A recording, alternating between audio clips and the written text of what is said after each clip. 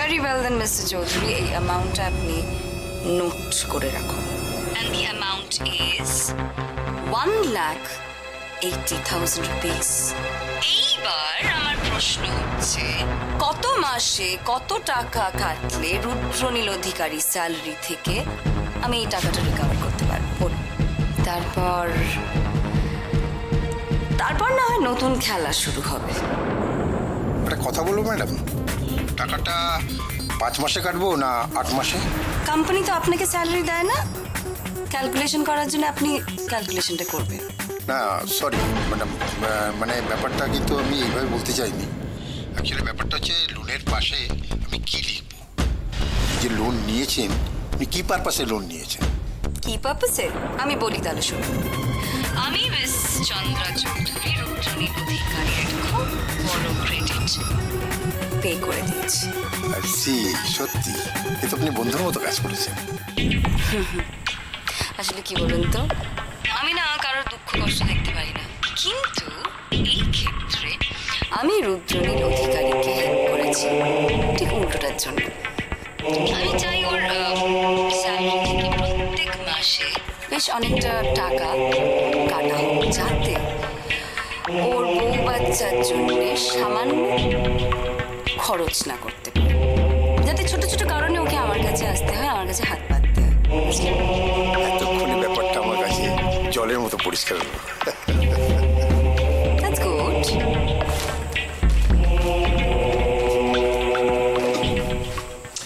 এই নিন ম্যাডাম আপনার coffee. Thank you so much.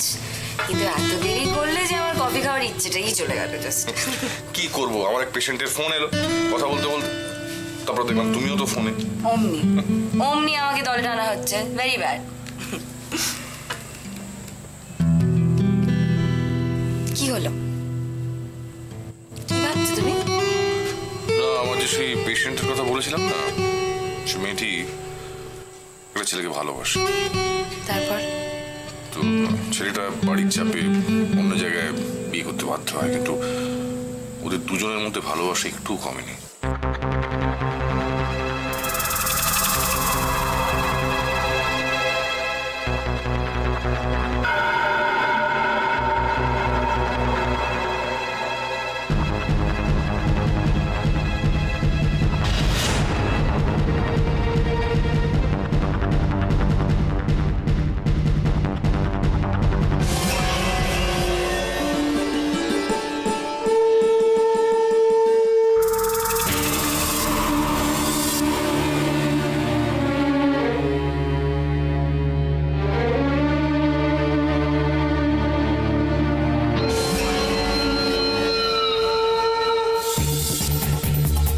সারা জীবন তুমি আমাকে ব্যবহার করলে, সারা জীবন আমার নষ্ট করে দিলে মনটা। আমাকে ভুলে গেলে তো? দোয়েলকে পেয়ে গেছো তো আমাকে মনে রাখবে কেন? তাই না? কে দোয়েল বলো না, ওর মধ্যে আমার কি আছে? আমার মধ্যে নেই রুদ্র, বলো না। চলো উঠি।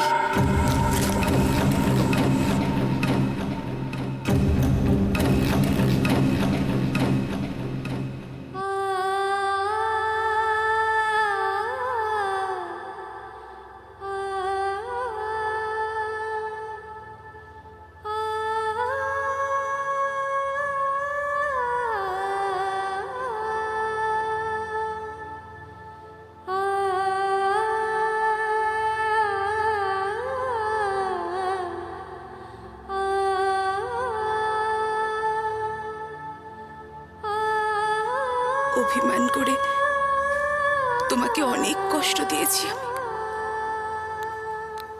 কিন্তু আর না। তুই মা যতই চেষ্টা করুক না কেন, এবার আমাকে আর বিভ্রান্ত করতে পারবে না। তুমি নিশ্চিন্তে ঘুমো সৈকত।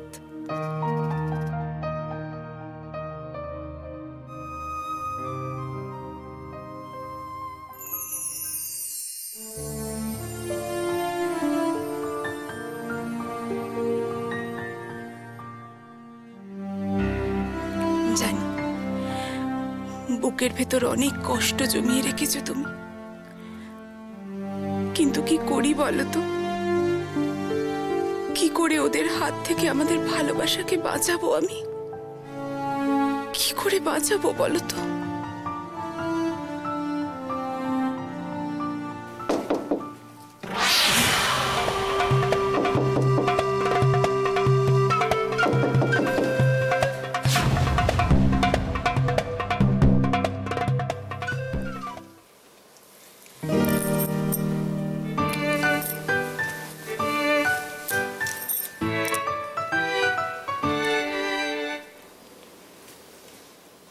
সন্দীপ, লাইটটা নেভাও না, কাল সকালে আমাকে অফিস যেতে হবে।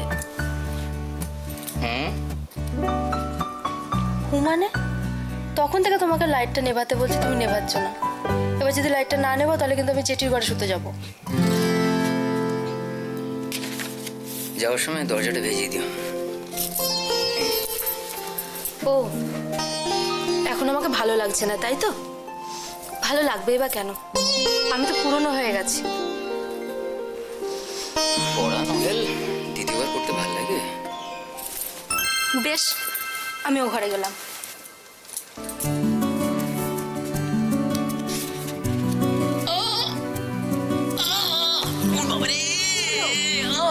কি হলো সন্দীপ? কি হলো? কি হচ্ছে আমাকে বলো। ব্যথা করছে। ওরে কোথায় ব্যথা করছে?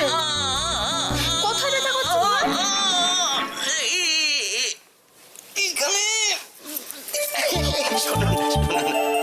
কেন? এখন কেন? আচ্ছা রাগ করে না, রাগ করে না, শোনো না। একটা জিনিস পড়ে শোনাবো, এখানে পরিষ্কার লেখা আছে, দেখো।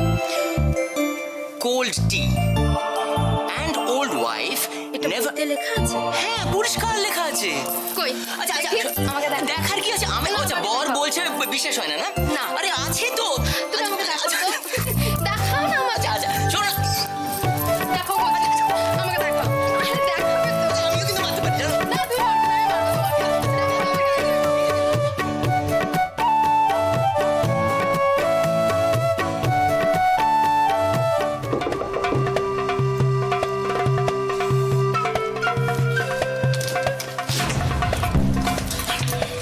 তুমি এত রাত্রে কি হয়েছে?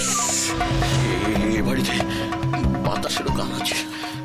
আরে কি আশ্চর্য, বলবে তো কি হয়েছে? আমি নানা রকম কাজকর্মের মধ্যে থাকি, কিন্তু জানো আমার একটু ভুল মন হয়েছে। আজ ওই কাজকর্ম সেরে শুতে যাব, এমন সময় মনে হলো যে আরে মহিলাদেবুর ঘরে তো জলটাই দেওয়া হয়নি। আমি জল দেওয়ার জন্য দৌড়ে দিলাম। ছুটতে ছুটতে গিয়ে দেখি মৌদাদের ঘরে যা দেখলাম, যা শুনলাম, তাতে বৌদিগুলো আমার গায়ে করে কাঁটা দিচ্ছে। বলো না দাদা, কি শুনেছো? ঘরে কে আছে? ও ঘরে না না, সেই জন্যই তো তোমার ঘরে ছুটে এলাম। বৌদিমণি ওর ঘরে টুই মা আর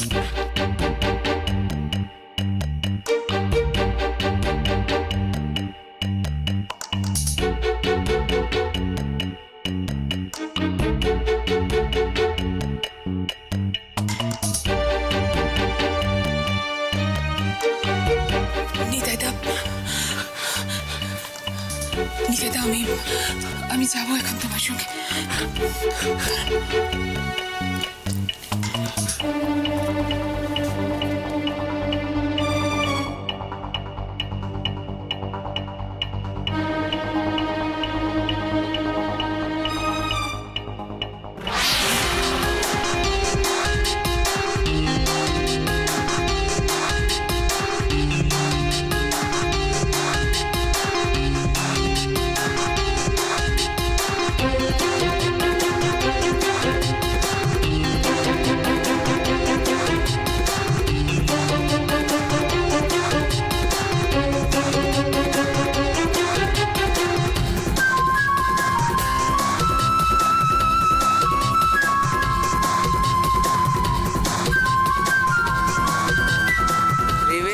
চাস নেই তো প্র্যাকটিক্যাল বুদ্ধি দিয়েও ব্যাপারটা ভাবা দরকার। আগে ওই মৈত্র বাড়ি আমার টার্গেট। আমাদের রানী সাহেবার প্রাণের ভোমরা তো তার দাদা। আমাদের রানী সাহেবার প্রাণের ভোমরা তো তার দাদা। দাদার যত গলা টিপে ধরবে ততই রানী সাহেবার শ্বাসকষ্ট হবে।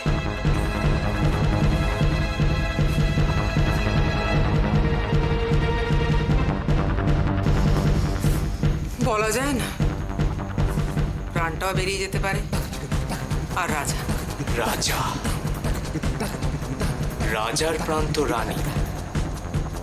ব্যাস দড়ি ধরে মারো টান, রাজা হবে খান খান। তুই মা, চন্দন বাবুর মতো বন্ধু আর তুমি আমার পাশে থাকতে কিসের চিন্তা?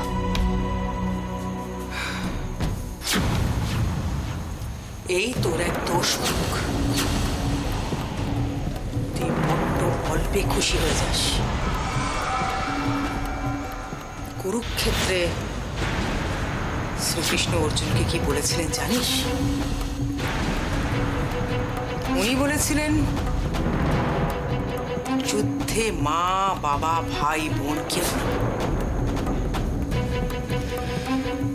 যুদ্ধক্ষেত্রে দুটোই পক্ষ থাকে, একটা শত্রুপক্ষ, একটা মিত্রপক্ষ। শত্রুপক্ষের বিপরীতটাও মারাত্মক হতে পারে। আমি ঠিক বুঝলাম না তুই মা। তোর মার ব্যাপারটা ভাব, ওর খুব মতিভ্রম হয়েছে মনে হচ্ছে। একদম ঠিক বলেছ তুই মা। মা যে আজকাল কি শুরু করেছে। ওই জন্যই তো বলছি, সুতপার একটা ব্যবস্থা করা দরকার।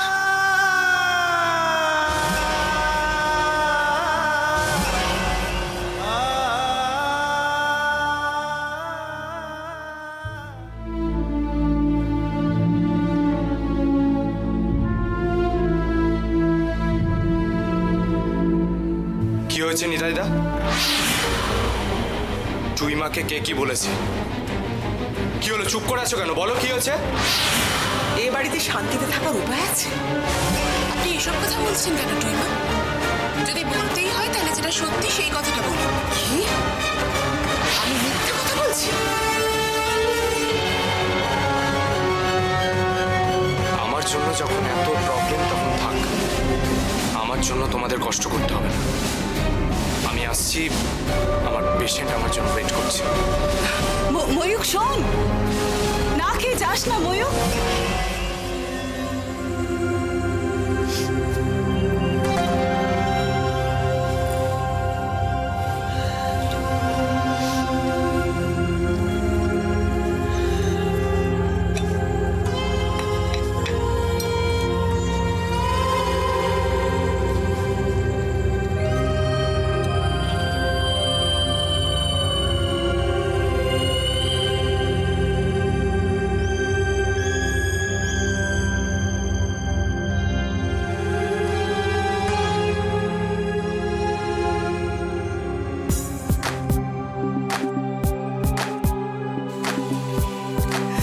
ওকে তোরা তোদের ঘরের সতীলক্ষ্মী বলে মেনে নিলেও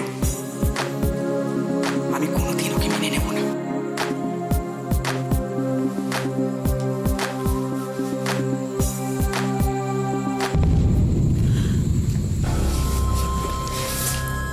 তুমি এখনো ঘুমোনি?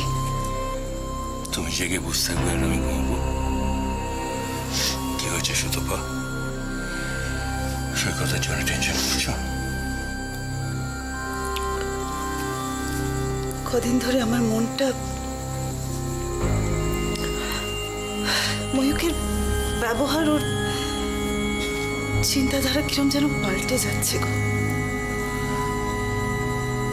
শুধু তাই নয়, দিদি আগে সৈকতকে কত ভালোবাসতো, এখন দেখে মনে হয় যেন ময়ূকই দিদির বেশি প্রিয়। তা বেশ তো, তাতে আমাদের সমস্যাটা কোথায়? তুমি বুঝতে পারো না সৈকতের সঙ্গে ওরা যে ধরনের ব্যবহার করে, দিদি আর ময়ূক ওকে যেভাবে কষ্ট দেয় সেটা দেখে আমার খুব খুব খারাপ লাগে গো, খুব খারাপ লাগে।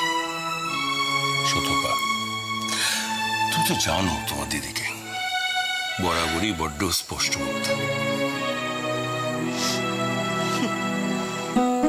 কিন্তু দিদির স্পষ্টবাদী হওয়াটা যদি আমার সংসারে ঝড় বইয়ে দেয় তাহলে তো খুবই চিন্তার বিষয়। সৈকত আর অপর্ণা এক হয়েছে ঠিকই, কিন্তু এভাবে চলতে থাকলে তো ওদের জীবনটা নষ্ট হয়ে যাবে।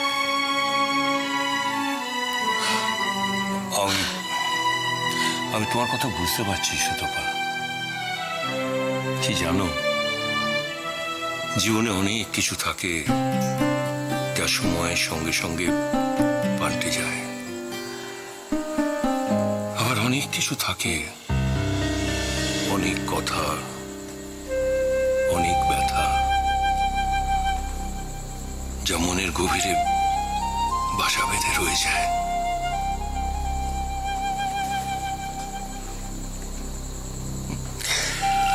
আসলে কি জানো, ময়ূখ না আমার ওই কেসটার ব্যাপারে এত বেশি ইনভলভ ছিল যে অপর্ণার উপর রাগটা ওর মনে এখনো রয়ে গেছে।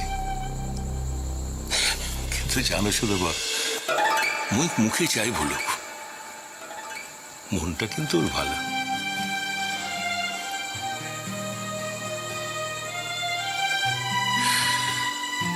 না, অনেক রাত্রি হয়ে গেল, শুয়ে পড়ো। তুমি যাই বলো, দিদির কাছে ময়ূখের প্রিয় হয়ে ওঠাটা আমাকে ভাবাচ্ছে না। এভাবে হাল ছেড়ে দিলে চলবে না, আমাকে দেখতেই হবে এর আড়ালে কি চলছে। তুমি কি বলতে চাইছো সেটা আমি বুঝতে পেরেছি টুইমা, কিন্তু আমার মনে হয় মাকে আরো অন্যভাবে বোঝাবার চেষ্টা করে দেখি।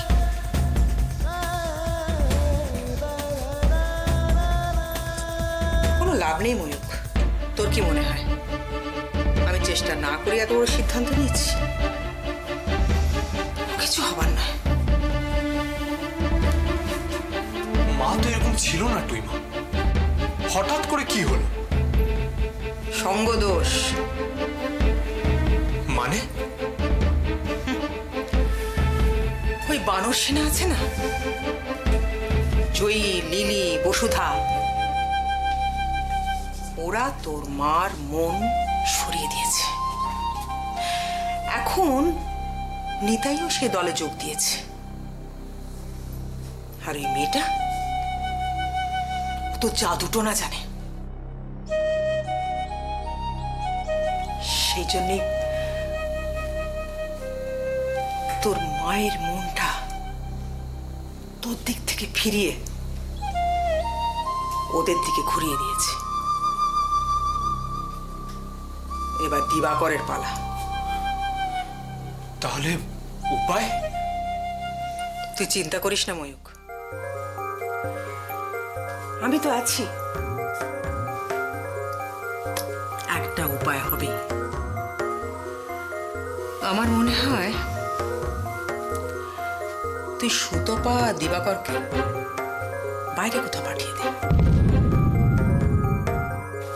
কিন্তু কিন্তু তাতে কি লাভ টুইমা? লাভ আছে ময়ূক।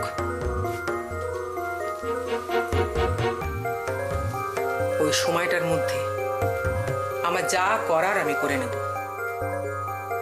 আর যদি না পারি তোকে যা বলেছি তুই সেটাই করবি।